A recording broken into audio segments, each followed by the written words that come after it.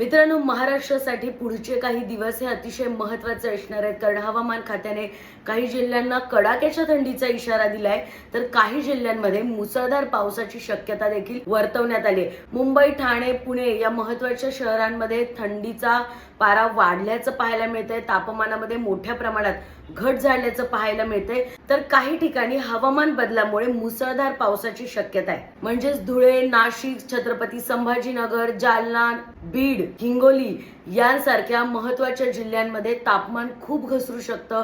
इथे मोठ्या प्रमाणात थंडीचा पारा पाहायला मिळेल. त्यामुळे नागरिकांनी आपल्या आरोग्याची काळजी घ्यावी अशाही सूचना देण्यात आल्यात. आणि क्लायमेट चेंजमुळे पश्चिम महाराष्ट्रामध्ये आणि घाट माथ्यावरील परिसरामध्ये पावसाची शक्यता वर्तवण्यात आली. त्यामुळे वेगाने थंड वारे वाहण्याची शक्यता आहे. अनेक ठिकाणी गारवा वाढण्याची शक्यता आहे. रात्री थंडीचा पारा वाढल्यामुळे अनेक आजार उद्भवण्याची शक्यता आहे आणि अशामुळे नागरिकांनी कृपया काळजी घ्यावी अशा सूचना हवामान खात्याकडून जाहीर करण्यात आल्यात. त्यामुळे तुम्ही जिथे कुठे असाल तिथे हवामानाचा अंदाज घ्या आणि सुरक्षित राहा.